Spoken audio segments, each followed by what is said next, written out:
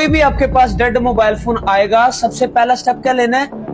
Battery connector. ठीक है, अगर बैटरी कनेक्टर के ऊपर सबसे पहले आप रीडिंग लेते हैं, लेकिन इससे पहले ये भी देख लो, हो सकता है उसकी बैटरी डेड हो। रिवर्स मोड पे मल्टीमीटर से हम बैटरी कनेक्टर के प्लस पॉइंट पर रीडिंग देंगे। अब रिवर्स मोड में रीडिंग आती है 150, शॉर्टिंग आ गई।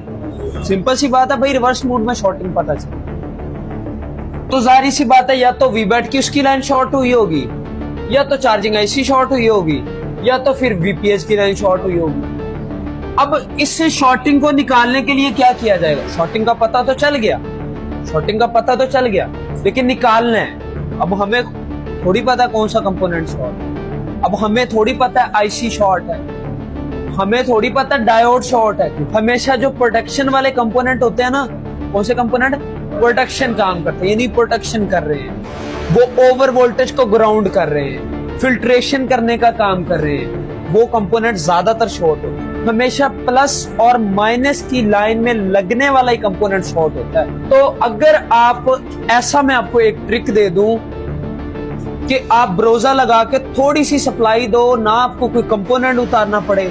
अगर आईसी शॉर्ट है तो आईसी हीट हो जाए,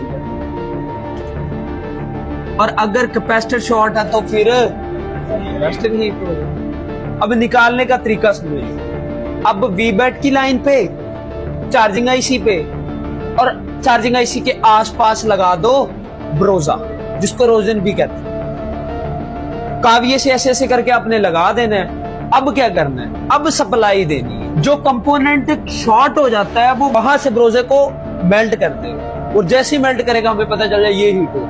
अभी प्रैक्टिकल भी होगा आपके साथ, लेकिन कहने का मतलब ये बनता है कि अगर आईसी शॉर्ट होता है या कोई कंपोनेंट शॉर्ट होता है, वो दरअसल वोल्टेज को ग्राउंड करने की कोशिश करता है, तो वो हीट होता है।